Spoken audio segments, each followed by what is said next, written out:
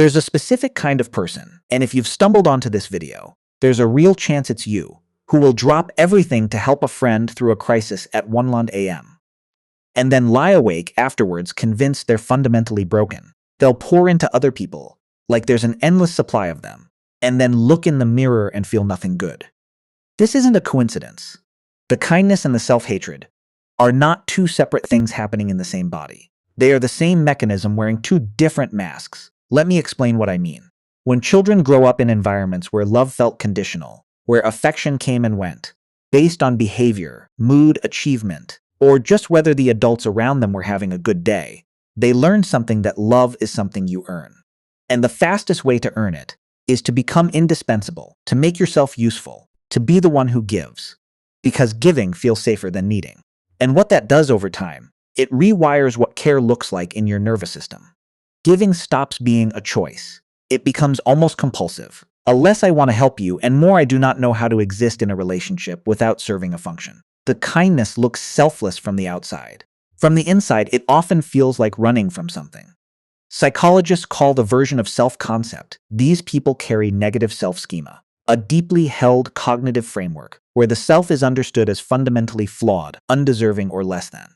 What's particularly interesting is that this schema doesn't prevent warmth toward others. In many cases, it intensifies it. Because if you genuinely believe you are not worthy of good things, the only socially acceptable way to feel like you matter is to make other people's lives better. You become the emotional infrastructure of everyone around you. The one who remembers birthdays, who checks in, who notices when someone's not okay, and you're genuinely good at it. The problem is the internal accounting happening underneath. Every act of kindness is quietly being tabulated as proof that you have value. And when the kindness isn't reciprocated or isn't noticed, the balance tips back toward that familiar place of worthlessness.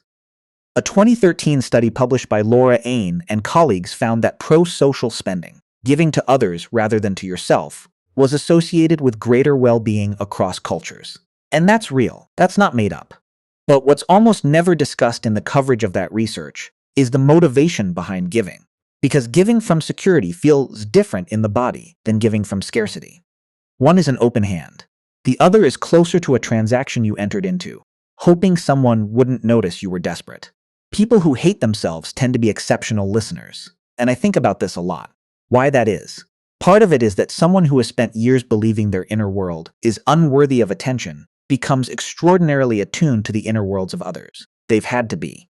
Reading a room, sensing shifts in someone's mood, anticipating what people need before they ask.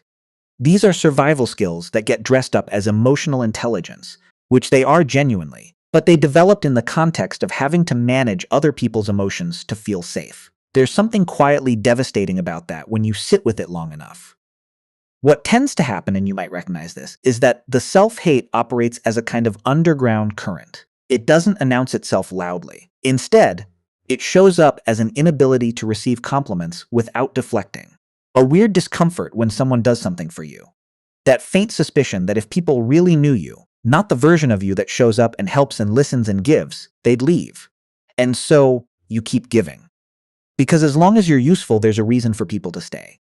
Here's where this becomes genuinely complicated, and not in a way that has a clean resolution. A lot of people who function this way don't actually realize they hate themselves, because the self-hatred doesn't feel like self-hatred. It feels like being a realist. It feels like humility. It feels like knowing your place.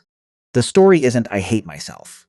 The story is I just don't think I'm that special, or I'm harder to love than most people, or I'd rather focus on other people because my own stuff is boring. And the surrounding culture affirms this constantly. We celebrate selflessness. We call it noble. We make it a personality trait to be admired. So the person running from their own pain into other people's lives gets told over and over that they are good, that they are so giving. And those words land somewhere strange, because they're simultaneously exactly what that person needs to hear, and completely beside the point. The question that tends to crack things open for people, and I've seen this not just theoretically, but in what research on schema therapy and attachment consistently shows, is when do you feel most deserving of love? Most people who struggle with self-worth will tell you it's when they've done something for someone, when they've been helpful, when they've fixed something, and almost never just because they exist, just because they showed up. That distinction matters more than almost anything else in this conversation. There's also a specific kind of grief that lives in these people, one that almost never gets named. It's the grief of having been an adult in a child's body, carrying emotional weight that wasn't theirs to carry, learning to suppress their own needs so thoroughly that by the time they reach adulthood, they genuinely can't locate what they want anymore. Ask them what they need, and they'll deflect. Push a little, and you'll sometimes see something flicker across their face that looks like panic. Because needing something opens a door, and the last time that door was open, it didn't go well. I want to be careful here, because I'm not saying that people who are kind and also struggle internally are broken or operating out of pure dysfunction. Humans are layered than any one narrative allows. Someone can give from a wounded place and from a genuine place simultaneously. The warmth is real. The care is real. The love they have for the people in their lives is absolutely real. What's also real, they deserve to give that same quality of care to themselves. Not as a project, not as something to earn, just because they're a person. The shift when it happens tends to be slow and non-linear, and sometimes uncomfortable in ways that are hard to predict. Because when someone who has built their entire relational identity around being the giver starts to let themselves receive, starts to let themselves need, it can feel wrong. It can feel selfish. It can feel like losing a version of yourself that, even if painful, at least felt familiar. Recovery from self-hatred doesn't look like waking up one day and loving yourself. It tends to look like a very long, ongoing argument with yourself, where slowly, incrementally, the voice telling you that you don't deserve good things starts to lose ground.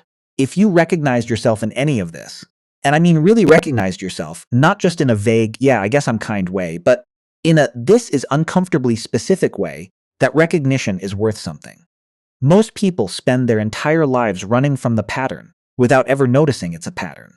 The fact that you can see it, even partially, even uncomfortably,